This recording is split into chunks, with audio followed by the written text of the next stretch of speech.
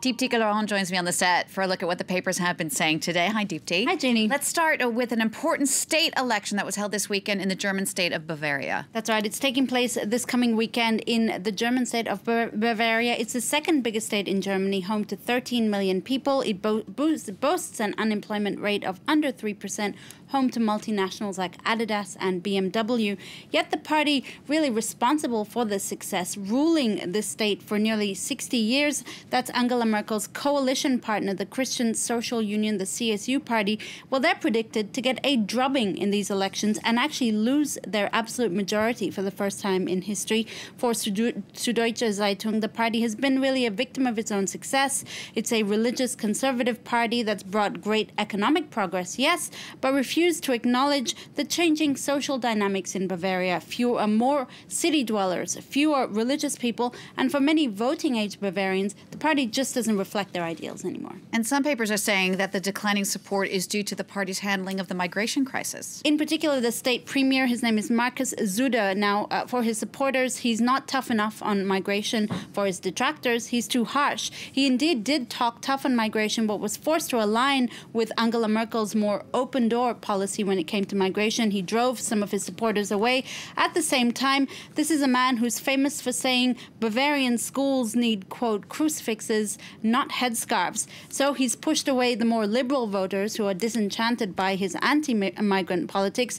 Major losses in this election, Politico says, could destabilize Angela Merkel's national government. Now, for The Atlantic, it's not really even about migration. The far-right AfD party is set to make gains, as has been a trend we're seeing across Europe. But the Greens party is actually emerging as the Liberals' choice, the Liberals' alternative choice. They've been able to focus on more domestic issues like healthcare and infrastructure, and they're expected to take about 11% of votes, and pollsters say 25% of that support coming from the CSU party. Deepti, next now to Armenia, where the French President Emmanuel Macron spoke today at the French-speaking summit. That's right, this summit of French-speaking countries, but also Francophile countries like Armenia. The idea being to unite these countries and promote the French language and culture. The first ever summit was held in 1986 in Versailles, organized by the then French President François Mitterrand. Le Monde says, though, it still can't really shake off the cliche of being an organization, a neo-colonialist organization led by France, wielding influence over its former colonies. Le Monde compares this organization to the British Commonwealth, saying the difference is Francophone countries don't have enough power to counterbalance that of France. Let's move on now to a scandal in the profession of wine tasting. It's actually in the court of master sommelier. It's one of those elusive, gilded institutions that few can dream of entering, Jeannie. They're responsible for the world's hardest wine tasting test. It's a blind test of 6 wines that successful sommeliers will identify by grape variety, vintage, region of origin. Now, in nearly 50 years of existence, only 274 people have passed the test. Here's a figure that'll uncork you. An advanced sommelier earns about $90K a year, $90,000 a year. A master sommelier earns about $164,000 a year, according to the Daily Beast. Now, with this cheating scandal, 23 people were stripped of their title.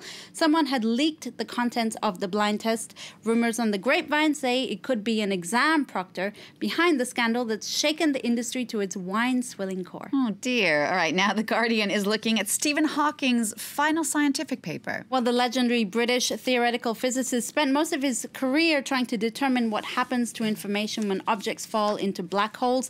Albert Einstein argued that black holes are defined by mass, charge, and spin. Hawking added temperature to that, and in this paper, he was actually working on this paper when he died earlier this year. It's now been published by his peers. And just to wrap up now, the Star Wars actor Mark Hamill, who plays Luke Skywalker, has hailed a street artist here in Paris for paying the late Carrie Fisher the ultimate tribute. Well, it turns out he was walking the streets of Paris this week and came across a street you might know, Jeannie. It's called Rue Princesse, or Princess Street, in the heart of Paris. And on that street, he saw a tribute to the late Carrie Fisher, who played his sister Princess Leia. In fact, you can see there's a tile artwork there of Carrie Fisher as Princess Leia, and Mark Hamill has actually been pushing for Fisher to get her Hollywood Boulevard star. In this tweet, he says, "Forget about the star. Paris has an entire street dedicated to Princess Leia." Deeptika Laurent, thanks so much for that look at the press review. And don't forget, you can get a closer look at our press review on our website. That address is france24.com.